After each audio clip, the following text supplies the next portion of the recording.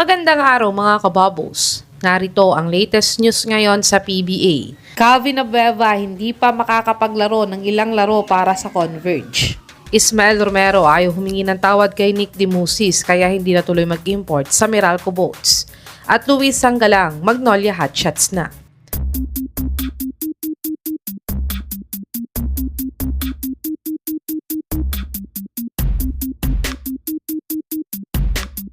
Isa nga si The Beast sa mga hindi naglaro ngayong 2026 PBA All-Star.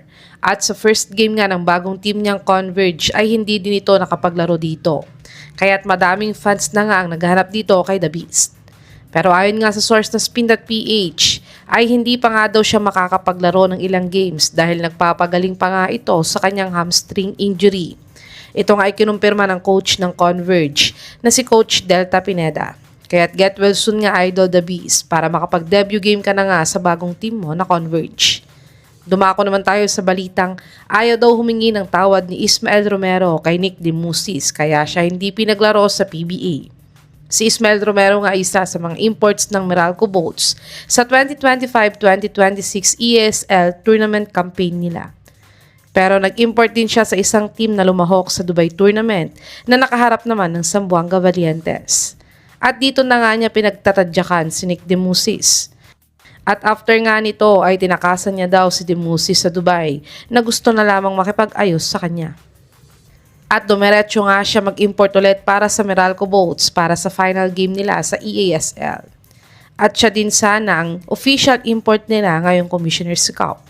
Yun nga lang ay ayon nga sa source na si Sir Snow Badua ay pinilit daw ng Meralco Management si Romero na humingi ng tawad kay Nick Demusis para makapag-import siya ngayon sa PBA. Pero nagpatigas daw ito dahil ayaw niya daw talaga kaya napilitan na lang ang Meralco Boats na palitan siya bilang import nila. At si Marvin Jones na lang ang ipinalit kay Romero bilang import nila ngayong Commissioner's Cup. Sa tingin mga kababos, dapat bang bigyan ng mas mataas na parusa si Ismael Romero sa pagtanggi niya na humingi ng tawad kay Nick Demusis? I-comment nyo na po yan sa baba. Tumungo naman tayo sa balitang nasa may Magnolia Hotshots na nga daw si Luis Sanggalang. Si Sanggalang nga ay isa sa mga rising star player ng Terra Firma Jeep. Pero ngayon nga ay hindi siya sinama sa official lineup ng Terra Firma Jeep.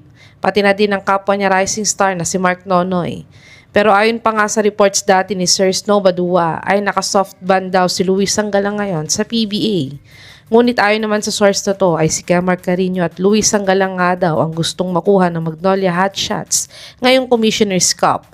Yun nga lang ay naunahan na sila ng Barangay Ginebra kay Carino. Pero itutuloy pa din daw nila ang pagkuha kay Sanggalang ngayong Commissioner's Cup.